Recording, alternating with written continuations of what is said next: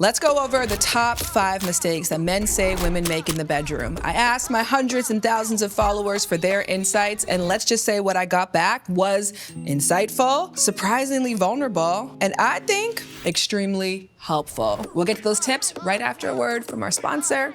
You guessed it, Squarespace. This video is sponsored by Squarespace. Squarespace, you are the best. We love Squarespace around here, if you can't tell. If you didn't know already, Squarespace is an all-in-one platform to build a perfect and beautiful online presence for business owners, entrepreneurs. It doesn't matter what you're trying to build. If you need a website, you need to go to Squarespace. Whether you're just starting out or managing a growing business, Squarespace is the all-in-one platform to build a beautiful, stunning website. You can engage with your audience. You can sell anything from products to time to content, all on one platform, all on your terms. Squarespace, come on. Check out squarespace.com for a free trial. And when you're ready to launch, go to squarespace.com/ShanBOODY to get 10% off your first purchase of a website and a domain. Again, that is squarespace.com/ShanBOODY to get 10% off your first purchase of a website or a domain. Now enjoy the rest of this video. Coming in at number 5 on the mistakes men think that women make in the bedroom is thinking that men are superheroes, that they can hold planks for hours on end, that every position is doable, they can lift you in the air, they can balance on one foot while thrusting back and forth, and furthermore, that they can last for hours and hours, assuming that men's bodies don't have limitations just like everybody else's, or holding men's bodies up to unrealistic standards. The average person with a penis can sustain an erection for somewhere around 30 to 35 minutes. However, once they start penetrating, specifically an anus or a vagina, they can last anywhere from 3 minutes to 12. That's the average time. To be honest, it's more like 5 to 7, but I'm giving a bit more bandwidth there. So this idea that men are supposed to be lasting for 20, 40, 1 hour, 2 hours is a little unrealistic, and also from an evolutionary standpoint, not very practical. How many of us would still be here today if our ancestors took hours to ejaculate? We would have been eaten by saber-toothed tigers. Sometimes you just have to feel the moment, get it in, get out, and then get back to hunting and gathering. You know, that's just how they did it back in the day. But let's bring things on back to today. Here is what some men had to say about this. A note on technique. Many responses pointed to teeth as a factor affecting comfort during oral sex. See the description box for more details. It's almost ironic to say this. A big problem is communication. We should just be hard and ready to go and just come naturally when they want us to. But the communication as to what they want, how much they want, for how long they want. Men do need communication. It's frustrating. My legs are literally cramping midway and I'm trying to power through because you're saying you're close and holding that position is work. And I know the rhythm's off, but I'm fighting hard for you. This doesn't mean that we don't challenge bodily norms, but at least we start with understanding bodily norms. And we also acknowledge that there are extremities. There are people who are premature ejaculators and those who have trouble ejaculating. Everything exists under the sun of normal, but it's helpful to know the average. So ladies, here's how we do better. Check in, rotate positions, and not just in the physical act itself, outside of it, on your own free time. Set a timer for 5 minutes, and then attempt to do air doggy style, or missionary, or up against a wall, or wheelbarrow. See? It's kind of hard, right? At least now we have a little bit more empathy. And on that note, imagine yourself in the warmest, softest, most curated for you place on earth, this euphoric place that is a part of a body that you care for and someone that you hopefully deeply respect and admire, and you're moving in and out of this place and it just feels so perfect. How long you gonna last for? The 4th most common mistake that men say women make in the bedroom is being too in their heads, overthinking. Men actually report being able to pinpoint the moment that their partner leaves their body and goes all up in their head. Now, this is never about lack of desire. Most of the time, it's about anxiety and it's about fear. Anxiety that their body doesn't look perfect, fear that they're not saying or doing the right thing, past traumas that creep into the moment, or maybe there's relationship troubles that are unresolved that now become the focal point of the experience. And this is something that is not just seen, but also felt in the experience. Nobody wins when we're not truly in the moment together, but we have to treat this as a together problem. Masters and Johnson have a wonderful practice called sensate therapy, in which couples really focus on being present in the moment. And that can often start with eye contact, with breath, with words of affirmation. So by slowing things down, inviting the person into the moment, challenging them to awaken each of their senses one by one, we can then get to a place where the rest of the world melts away and our bodies can truly come together. The third biggest mistake that men say women make in the bedroom. Popping in real quick to give a shout out to the sponsor of this video here, Squarespace. Squarespace is beautiful. We love Squarespace around here, and let me tell you why we love Squarespace around here. The Fluid Engine. With the Fluid Engine, the next generation website editor from Squarespace, it's never been easier for anyone to unlock unbreakable creativity, choose your website starting point, and customize every design detail with reimagined drag and drop technology. Squarespace Blueprint, AI, and CEO tools. Start a completely personalized website with the new guided design system, Squarespace Blueprint.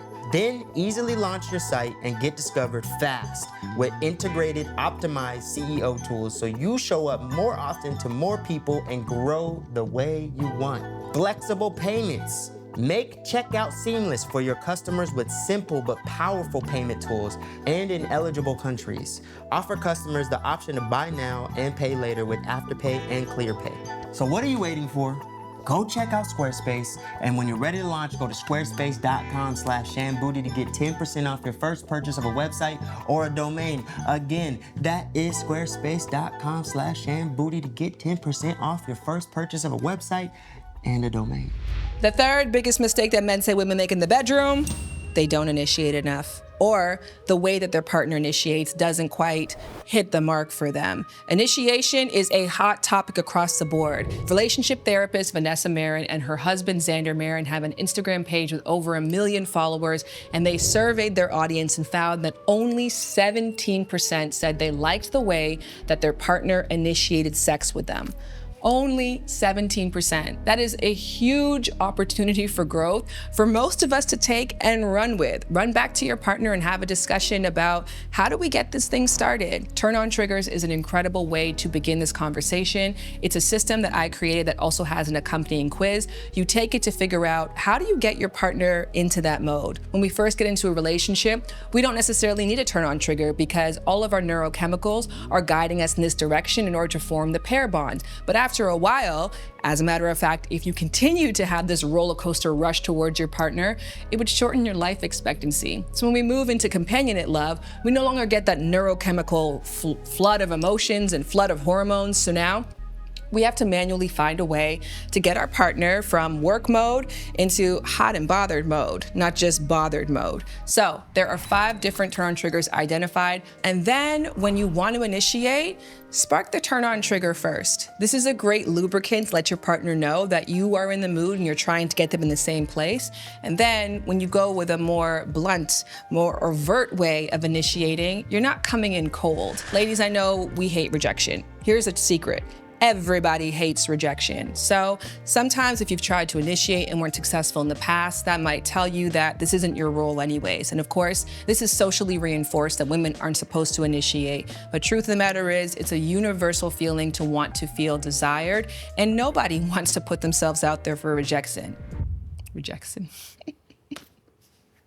Mike Tyson moment. Nobody wants to put themselves out there for rejection. And that is why sharing the load and initiating and taking on the joys and the burdens and the responsibilities of initiating as a team goes a really long way. So ladies, let's start our engines. I've done this many times. I can't figure out the mechanics for how you start an engine, but here we go. Let's start our engines. Go over to loversbyshan.com, hit the quiz tab, send this link to your lover as well. Both you take the quiz. Now both you know each other's turn on triggers and you work together to come on top together. Come out on top together. You know, whatever punny sex thing we can put in there.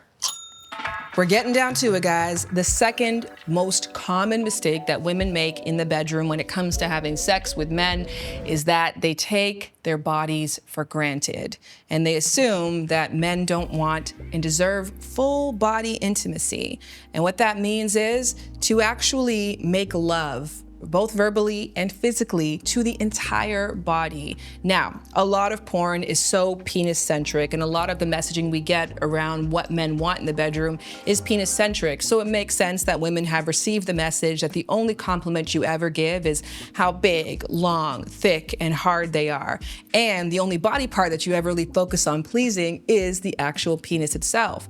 But most men want the rest of their body to be acknowledged too, both verbally. Your body looks really great. Your skin is so soft. I love the way that your hair curls up on your chest. Your shoulders are looking really great. Have you been working out? I just love your thighs. They're so meaty and so you. They turn me on so much. I love your feet. Whatever, you know, just really praising and appreciating the full vessel that is naked and vulnerable and insecure, just like the rest of us, that is in front of you. And then when you are appreciating it visually, you can also add in some touch there.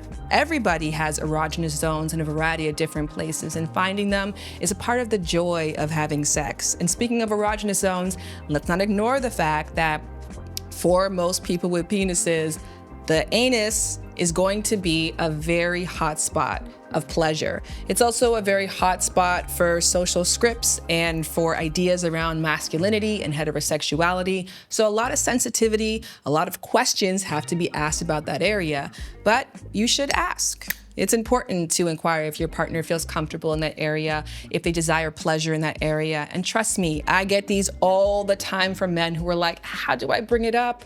It's sometimes easier if you just go for it. When you're back there and you're praising and you're massaging and you're touching the back, you can make your way there and say, well, how does this feel for you? I love your ass, it looks great. Do you mind if I kiss it, bite it, touch it, poke it? You know, see where you guys go from there. I've absolutely had issues with women in the past taking my body for granted as just like a driven robot that can just turn on anytime they need to turn on. Doesn't need the care, doesn't need the attention, doesn't need the touch to really get in the mood. As a man, when you kind of say that out loud, it's disheartening for sure. But sometimes it's nice to, oh shoot, like you into us, and that can make the moment even more special. When people feel desired everywhere, they show up differently. More confident, more curious, more relaxed, and more connected. So give your partner full body intimacy and start the conversation around what that means for them. And the number one mistake that men say women make in the bedroom, and this one pleasantly surprised me.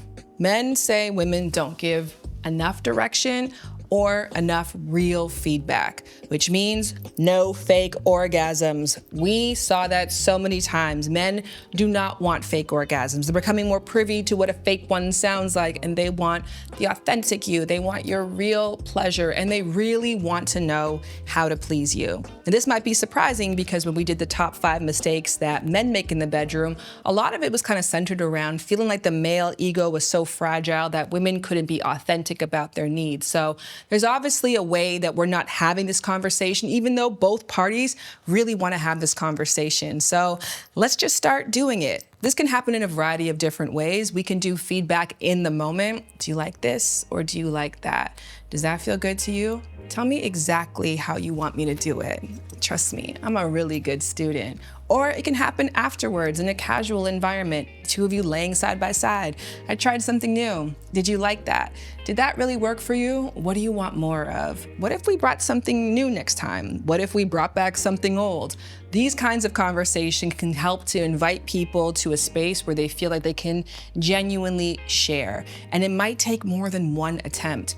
After many, many years of being told, this is how you have sex, and this is how women orgasm, and this is how men orgasm, and this is what you should like and what you shouldn't like, people can be a little scared to admit when their needs are slightly or drastically to the left or to the right. So making a safe space takes time. As a man, I assume a lot. Like, I often assume. That's men. Sometimes we just don't know. I want to make sure the experience is good for the both of us. So if anything I'm doing right or anything I'm doing wrong, let me know.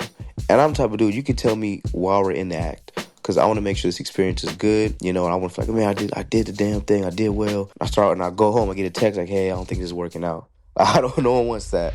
An incredible resource to get this conversation started, and resources are invaluable in this area. One, because they validate that other people are also wanting to have this discussion. It's not just you. And secondly, they provide the language and the framework that you really just don't get anywhere else, thanks to bad sex education. But there's a resource that is created by Yancey, a sex educator we love here at Lovers, and you can find this resource right inside the Lovers community. And Yancey wrote, how do you want to feel during sex? It allows you to pinpoint the emotions, the desires, the sense of safety that you are looking for. And once you have that, the sky is the limit on where you can go in terms of physical touch, and maybe some props that you bring in here and there too. All right, lovers, there you have it. The top 5 mistakes that men say women make in the bedroom. In our next edition, should we do the top 5 mistakes that women who have sex with women say women make in the bedroom, and then the same with men who have sex with men? We've got a lot more to explore here. I am personally learning a lot, and hopefully you learned something too. If you did, put whatever the number 1 lesson that you're gonna walk away with from today right down in the comment section below. And if you think that we missed something that should have been on the list, also add it to the comment section below. And speaking of going down low, have yourself great sex. I hope this list reinforced that nobody is truly bad or just unsalvageably bad at sex. Instead, what is happening is that social pressure and silence are showing up where connection and communication need to thrive. So get to communicating and then get to connecting. Bye, lovers.